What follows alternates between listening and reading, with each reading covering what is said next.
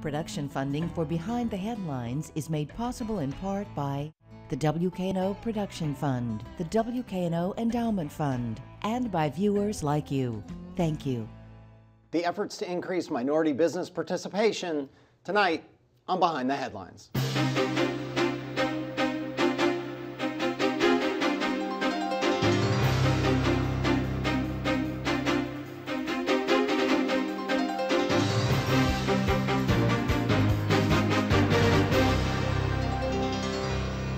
I'm Eric Barnes, publisher of the Memphis Daily News. Thanks for joining us. I'm joined tonight by Carolyn Hardy. She's CEO of Chisholm Hardy Investments and current chairman of the Greater Memphis Chamber of Commerce. Thanks for being here. Thank you. Joanne Massey is Director of Business Diversity and Compliance for the City of Memphis. Thanks for being here again. Thank you. Rodney Strong is an attorney and a diversity consultant to the City of Memphis. Thanks for being here. Along with Bill Dries, senior reporter with the Memphis Daily News. I'll start with you, Joanne. You were on the show, we were just talking about a year ago when you first got in the position. Why is this important? Why is this a priority for the City of Memphis in terms of getting more minority participation with the city, but also beyond government? Why is it important? Diversity and inclusion is important for the overall economy. And so as we look at doing more business with minority and women businesses, we're looking at how we can expand the economy for everyone. The mayor has made this a commitment. He's put resources behind it. He's made a mandate, and we've shown improvement. Since last year, we have increased our numbers by 60%. We were at 14.07 this time last year. And that's 14% of? 14% of the city contract spending. So just what the city spends, our $600 million plus budget, we were at about 14.07% of that as of March 31st of 2016.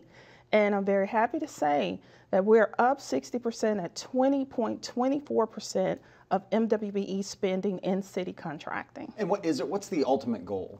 Does it need to be 50%? Is it 60%? Is it reflective of, is there a final goal that you'll say, okay, we got there? So we've got there is when our economy is doing better, when there's more opportunities in the private sector for minority and women businesses as well. On average, across the nation, the participation goals that people accomplish or firms accomplish is about 20 to 30%. In New York, they're at about 30%. In Atlanta, they're at about 30%. So we feel that we are well on our way to getting there. But as far as where we will stop, we'll stop when diversity and inclusion is ingrained throughout the public and private sector contracting. And Rodney, I'll go to you. Your take on this. You're from Memphis, but you're based in Atlanta. Your take on where the City of Memphis was and where it's going on this question. Well, the City of Memphis has a long way to go, but it's come a long way because resources have been put in place, and that's the most important thing. In order to actually move the needle in terms of participation, it's necessary to do the necessary supportive services, to do the contract monitoring and administration, and all those things are being done, and that's why we're seeing the increased participation that we're seeing over the last year. Yeah, and Carolyn, this is not just about contracting with the City of Memphis, right? And Mayor Strickland was here right after he was elected and talked about it and said it was a goal, and he hired Joanne and that the city should do more, but it's a lot of money, but it's a drop in the bucket compared to what's the amount of business activity in Memphis. So talk about it in the private sector, what can be done, what should be done in terms of businesses, small and large, working with a more diverse set of contractors and suppliers and vendors. Well, from the private sector standpoint, the Chamber has taken on a major initiative to work with the Chairman Circle, which is about 120 of the largest businesses here in the Memphis business community. We went to the Chairman Circle and asked those members, to be intentional, to look at their commitments, their current commitments, and commit to growing that commitment to a different level.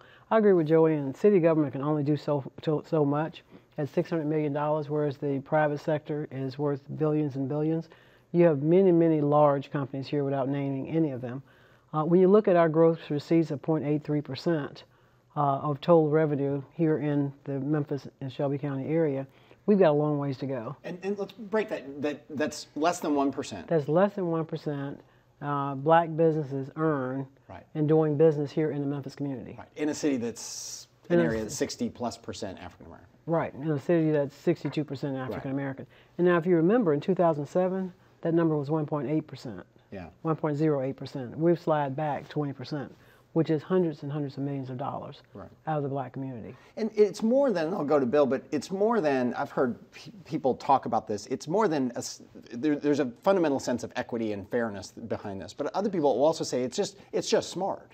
If you look at problems we have, if you are denying or not enabling the majority of the population to participate in the wealth creation and prosperity of the city, where are we going to go? I mean, I've heard you, I think, and others talk in that terms as well. Well, the business community will tell you that if you do not have a healthy African American community, you will not have a healthy Memphis.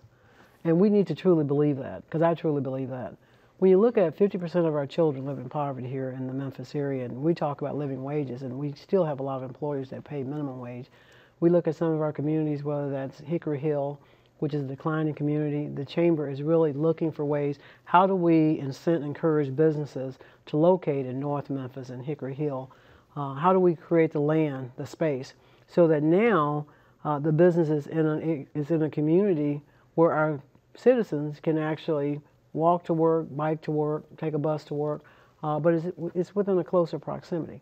If we don't address that problem, we can talk about crime, we can talk about education, we can talk about all those things that we want, but we've got to create jobs that pays living wages. And that's what the Chamber is, one of the main focus of the Chamber last year. Eric, if I could just add on to that, we have data that actually backs up how we set our goals, and those goals have to be narrowly tailored. And we are working towards optimizing goals to the availability. So when we talk about the demographics of Memphis, we do understand that we have that bases our compelling interest of why it's important for us to do better in the economy and have more diversity and inclusion. But for setting our goals, it has to be based on the availability of firms in those industries. And so Griffin and Strong, providing us with our disparity study, has analyzed those data points for us, and we actually have that information, and that's what we base our goals on. Does that get down to, so the city does X amount of construction work, but there are only so many at this point African American owned or women owned construction companies, so the pool of them is small. Is that what you're getting at? That's correct. So it's our MSA, it's the area that we would reasonably buy from or that would reasonably bid on contracts in our community. And so with construction, with architecture and engineering and all those other industries that we do buy from, there is a amount of availability, and we have to work towards that. So even though we look at Memphis being 70% African American, we can't set our goals arbitrarily on the basis of demographics. Okay. Bill. Rodney, to that point, you looked at this and you looked at the availability here, and you're from here. You know the business history of this city. What is the state of black business in the city? Because I think when we discuss this, sometimes people tend to think erroneously that, okay, this is developing a climate for black businesses, and that is part of it, but there is an existing black business community here that knows the ropes, that is ready to go. No question about it. There are a lot of firms that are ready, willing, and able to perform in a number of areas and are surviving. And some of them are reaching outside the Memphis market to do business. Some of them are doing much less business than they have the capacity to do if they had all the resources that were necessary. And then when I say resources, that means opportunity to obtain contracts and financing for those contracts. And we really identified a gap between the firms that are available and what they're actually doing in the marketplace in terms of their total revenue. And that makes a big difference in terms of whether you can provide jobs and whether you can create economic growth in an area. So they're there right now? Right now. So we have capacity. The black community, as Rodney's saying, has sufficient capacity to do more business than they're doing today. One of the numbers that Luke quoted, I know, Rodney, if you can verify this, there's over 50,000 women minority business in the Memphis community. 40,000 of them are African American. Of that 40,000, 2,000 of them have employees. Now that's a significant data point because if you have no employees, we've learned that the gross receipts is about $73,000 per year. But if you have an employee-based firm, the receipts are about $1.5 million. So when we're talking about growing African American businesses and black businesses, it's really important that we understand that it really changes the landscape and the dynamics of their earning potential. And that all is outside of even just city contracting. Right. So Rodney referred to the business services that we offer. We have our one-stop shop business center. We have microloan funds through partners and collaboration through the chamber. So those services are important. So it's marrying the opportunity with the services to be able to help businesses build capacity. Is it also about, and I think we talked about this when you were on, streamlining the process? Because there were certainly also complaints that, from minority women-owned businesses saying, I can't get certified. It's too complicated. I got one certification for the city, one for the county, another for the schools, and then maybe others for private business, and it's just too much to deal with. What sort of progress, if any, has been made on streamlining the whole process? Well, Mayor Strickland immediately recognized that. He heard it on the campaign trail. He heard it as a city councilman before, and even as a business owner in the community and knowing how things worked. And so that's why he streamlined the city services and created the Office of Business Diversity and Compliance, brought in all the city services that support small business and minority and women businesses together. And then from our efforts, we collaborate with Shelby County government, with Shelby County schools, the chamber, the other nonprofit organizations, Community Lift, Downtown Memphis Commission, all of those, we all collaborate and meet regularly together to be able to provide a toolkit for business owners to know where to go. Joanne, I think most people aren't aware of this, but Memphis and Shelby County has reciprocal certification, Yes. Which is very important. And secondly, it's free. That's very important because certification can cost anywhere from $350 to $500 per certification. So if you're certified by an organization here, a national organization, and then recently I even found that there are private organizations charging for certifications to do business with certain companies here in town. I think that is going to hurt the business community quite a bit. But I was really proud to hear that Shelby County and Memphis were working together. Absolutely, and we brought in not only that, but we do in-house certification now for any type of firm that wants to get certification with the city. And as Carolyn said, Shelby County government accepts that. And also we have reciprocal certification with the airport, and we're establishing that with the Shelby County schools once they receive their disparity study and establish their program. So if you're interested in doing business in government, you can come to us and we can help you. Right. Bill? When we deal with the general heading of MWBE, it inevitably, and I think it's because of our experience of dealing with this issue over a long period of time, we very quickly get to being more specific than that. Right. Women-owned business, locally owned business, black-owned business. At the city council budget hearings that are underway, that is the breakdown that the council members move very quickly to. So my question is, are some people using the broader classification to in effect play a game with this? I see that in business, on the private business side, that they're using that to game the system.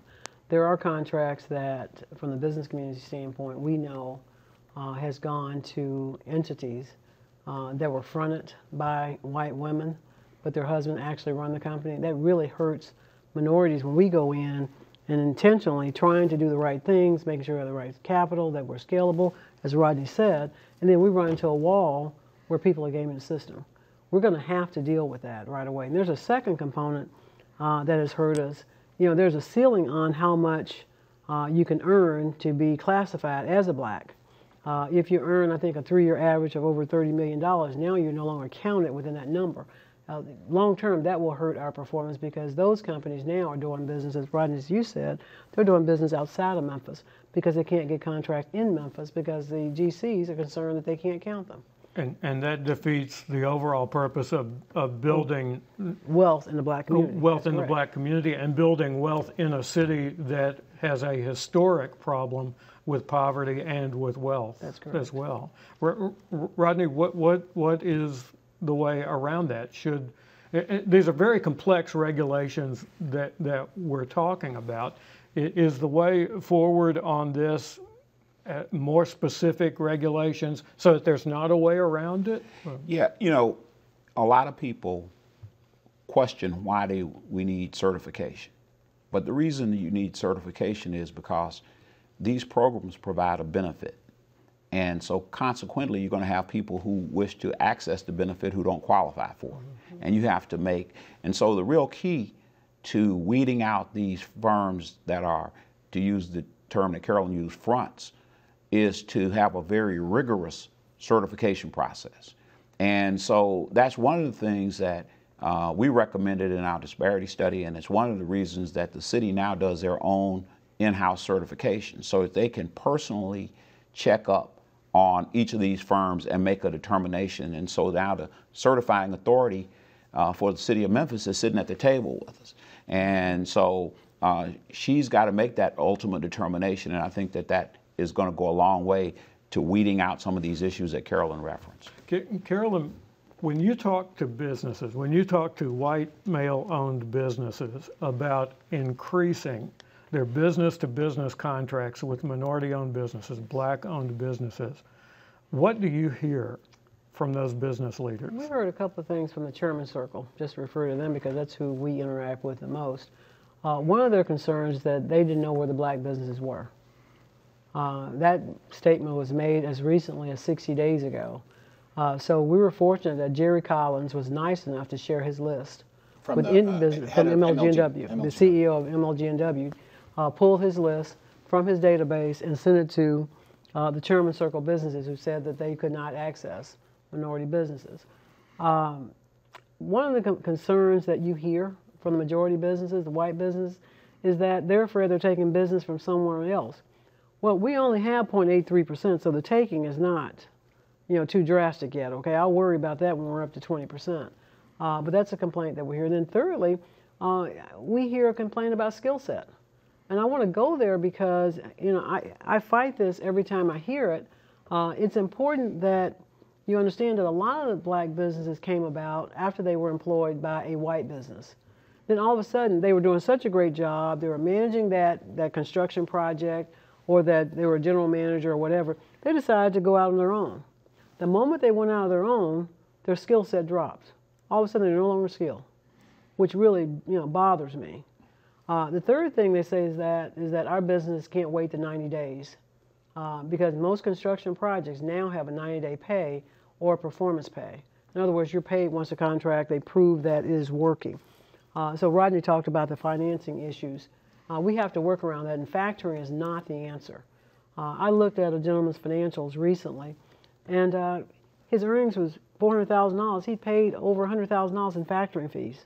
Factoring, which is a very high risk, high interest form of financing. Yes. And it's generally used by people who maybe don't have a long credit history. That's Right, correct. okay. When we talk about the risk, when we talk about the complications of this, I'm reminded of lots of debates about minority participation, women-owned participation in pilot incentive packages. So the city pilots in and of themselves are very controversial, generate a lot of frustration for people. There have been a lot of politicians, a lot of community activists who said, look, if we're going to give these big breaks to X, Y, or Z company, a very high percentage must be going to minority and women-owned businesses. It gets complicated, though, right? You can drive off, and the chamber has talked about this. It sounds good. We can all talk among ourselves that this is our goal. We're going to demand a certain percentage. It will drive off a certain amount of business. Is that right? Is that fair? That's a statement that has been made. I don't know how fair it is. Okay. That's people say that. I mean, so how do you balance that the demand, the requirement that there be minority participation in a pilot package versus incentives or goals or requests? Well, let's step back. First, when we put those goals out there, we say MBWEs, certain percent. Well, what we learned on a couple of our projects, they met the goal of 20-30%, but no blacks participated on the project. So in order for that pilot program to be successful, they have to separate women from blacks. Combining them does not work because that's another way to game the system, to exclude us totally. And there are several projects, I won't go into any names right now, where there was no black participation. The statement that companies will not come here if they're required, when you have a situation that is as dire as Memphis, where 50% of our children are living in poverty, where the gross receipts of the black community is dismal, we have to do something that is extreme. And I don't, if there are companies that don't want to come to Memphis because they have to do business with the minority community, then do we really need those companies? Yeah. I question that. So, and the thing is with our supportive services, it's not just for MWBEs. We have major companies. We work really closely with EDGE. The EDGE board establishes the goals for their projects, but they have a diversity consultant. We work with them, and so we provide support information list to them as well. Yeah, EDGE, which administers the pilot program. Yes. And there are projects out there that will say, look, we've far exceeded, and that I can think EDGE and maybe your office have pointed to say they did it right. Mm-hmm. The project was done on time. It was done well. They did not spend it. I mean, is that part of the how to make this work, is to point to examples and say, look, this isn't that hard. It's not going to throw you off. It's not going to ruin your, just samples. I mean, does that build momentum? Absolutely. And Carolyn and Rodney said it earlier. We have the capacity here in the community. We have businesses that are ready to do business and capable of doing it. And it's just a matter of identifying them. For those firms that are out of state or not familiar with our community, we cannot expect them to just come in and find them. We have to help them do so. And that's the way that our office is working with EDGE and their diversity consultant and other organizations like them. And one of the things, can I say this one thing? The Chamber started a program this year called Inspire. It's a mentor-protege type program. They don't want to call it that, so it's called Inspire. And the goal of the program is to match the larger business community with the smaller black community and women, business owners. Because one of the issues, I think, when you say companies not coming to Memphis because we have these rules, is that the majority community has to become more comfortable with working with the black community. And I think Inspire, the goal there is help these larger businesses understand that we have the skill set, we have the capacity, we have the scalability, but you just not worked with us before. So we've created a program that helps us get to know each other better.